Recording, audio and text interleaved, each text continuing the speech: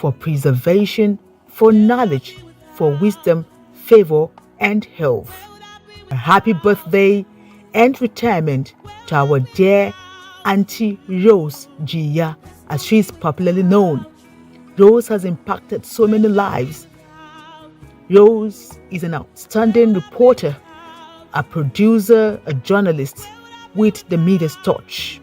We wish you long life and prosperity. Happy retirement.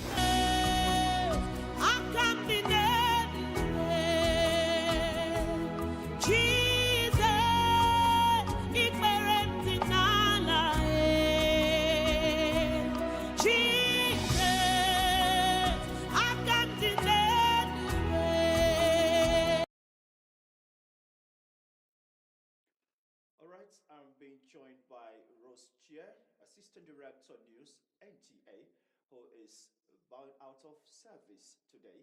And it's an honor to have her join me on the news at 1 today. You're welcome to the news at 1.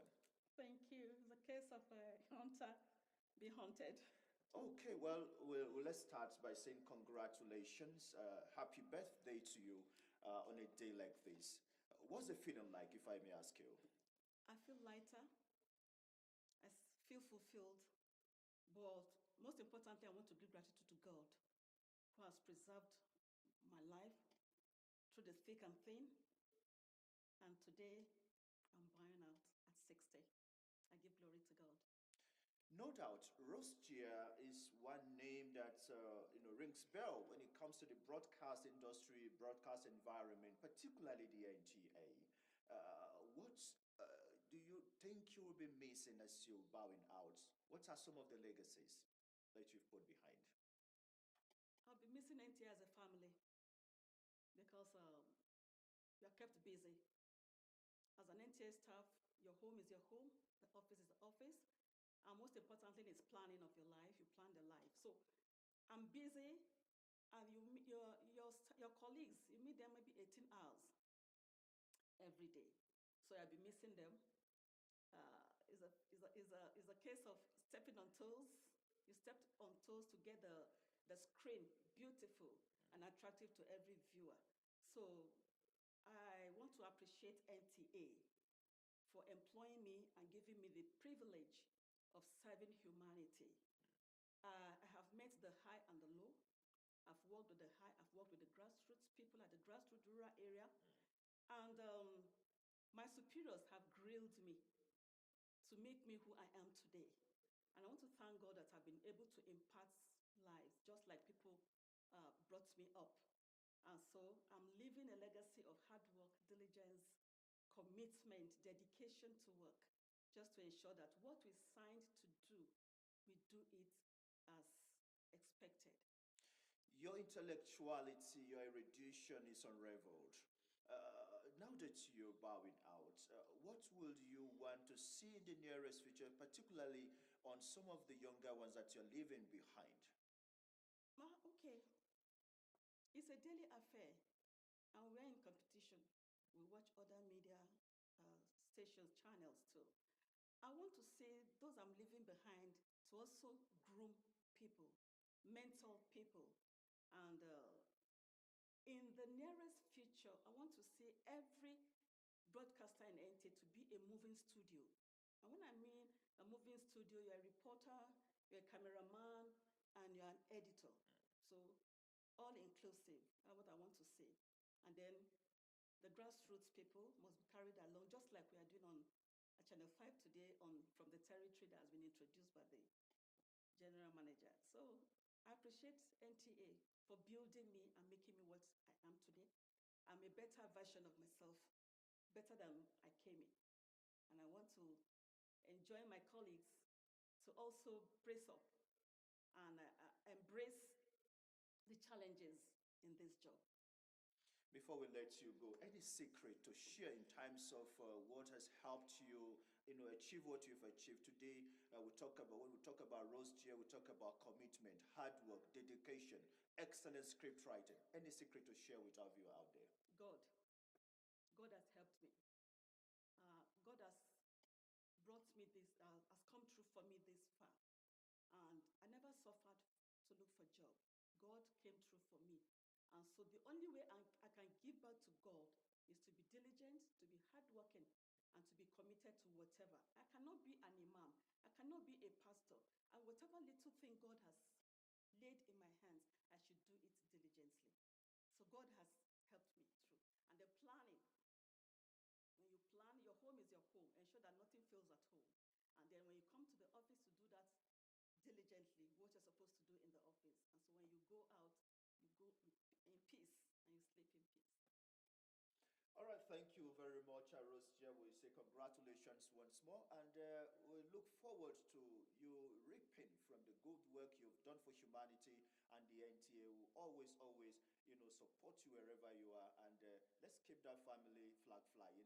We wish you well in your next life, ma'am. Thank you very much. I appreciate. I'm retiring, but not tired.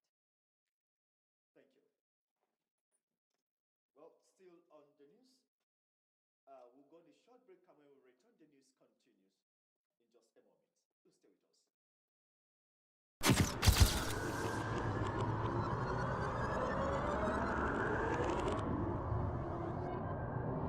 Good evening. Glad to have you join us. Thanks for joining us on Weekly News Wrap. Thank you very much for having me. And it is on that note we welcome you to today's edition of the program. We celebrate creativity, lasting impressions. There's no book stating that this is the role for men.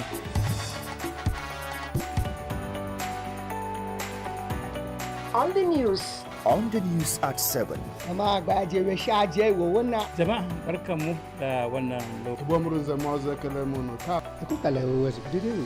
The media station NTA Channel 5, Abuja. Would say have a lovely day.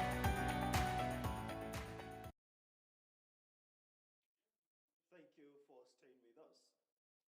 As preparations for 2025 Hajj exercise get underway, the federal government has signed a memorandum of understanding with Saudi Arabia to facilitate seamless Hajj in 2025. A statement by the media aide to the Minister of Foreign Affairs, Abdul Qadir Al-Qasim, says Minister of Foreign Affairs, Yusuf Tugar, facilitated the signing of the MOU, which the chairman of the National Hajj Commission of Nigeria, NACOM, Professor Abdullahi Saleh Usman, signed for Nigeria, while the Deputy Minister of Hajj and Umrah, Dr. Abdul Fattah Mashat, signed on behalf of Saudi Arabia. Al-Qasim explains that the MOU will facilitate the smooth conduct of Hajj pilgrimages for Nigerian pilgrims as they outline the responsibilities and expectations of both nations, including accommodation, transportation, and healthcare services, thereby enhancing the overall welfare of Nigerian pilgrims. The signing ceremony was witnessed by the chairman of Senate Committee on Foreign Affairs, Senator Abubakar Sani Bello, Senator Aliyu Igara Bilbis, Jafar Shatima Borgu, the Consul General of Nigeria in Jeddah, Ambassador Muazzam Ibrahim Nayaya, among other government officials.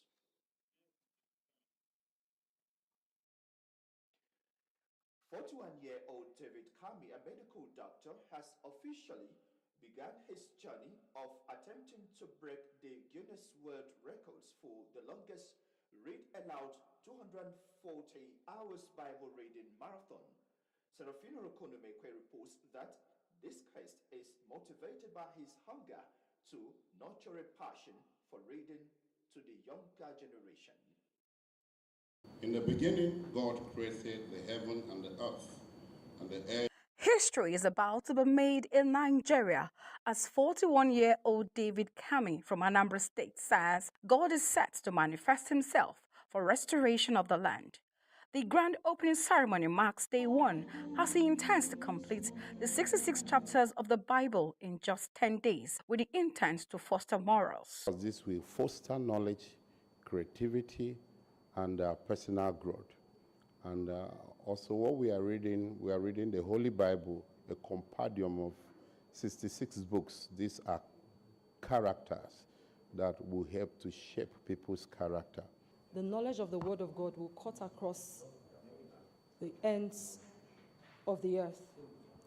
And I pray that it will be a huge success. For the project manager and guest, they noted that the timing is very apt with the commencement of the year. All guidelines of Guinness World Records duly followed, and backing up their support from Revelations chapter 1 verse 3, as the 240 hours marathon Bible readings inspires hope from the Word. Make Bible reading a priority because that is where your life it resides. Your life, your wealth, your prosperity, your family is in the Bible. Is anyone who reads this word of the Lord aloud, and blessed are those who hears. The case is that he is going to be blessed for this, and we are also going to be blessed.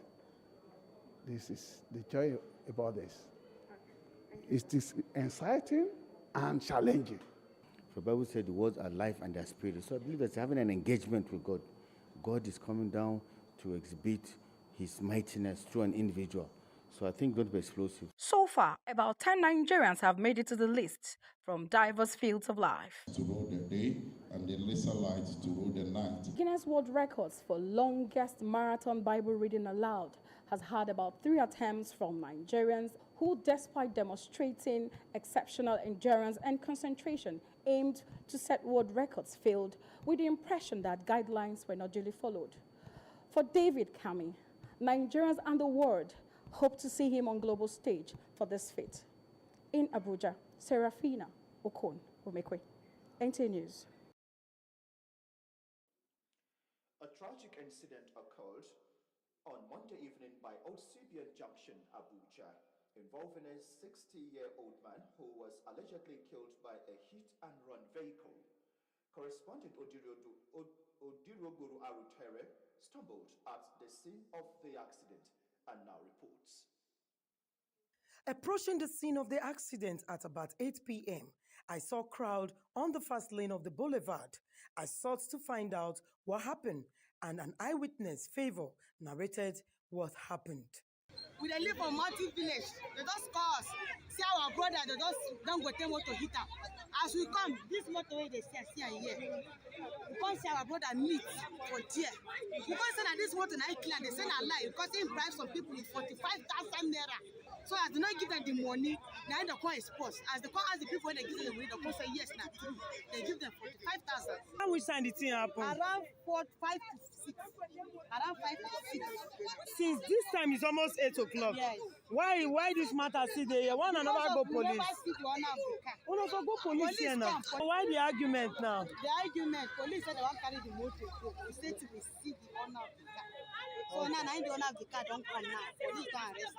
Okay. So now any case they go do now, we don't leave at the police. That's why we don't see the man.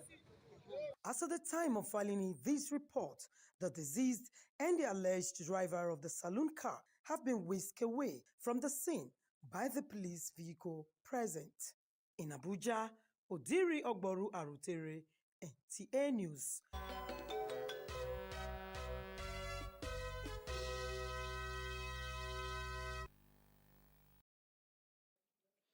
Let's now join our sports desk for Sports Brief. Super Eagles B are expected to know their group opponent this Wednesday as the draw for the Total Energies CAF African Nations Championship 2024 holds in Nairobi, Kenya. The draw will be conducted at the Kenyatta International Convention Center in Nairobi. In another development, Novak Djokovic survived the scare in his quest for tennis history before following Carlos Alcaraz and defending champion Yannick Sinner into the second round of the Australian Open. However, Greek former finalist Stefanos Tsitsipas and home favourite Nick Kyrgios both fell at the first hurdle, with the combustible Australian going out swearing and in pain. With Sports Brief, Francis Kabile, NTA News. Sports Brief brings us to the end of the 1 p.m. news. Do join us at 7 for more news. I am Abdullah Hajia. Good afternoon.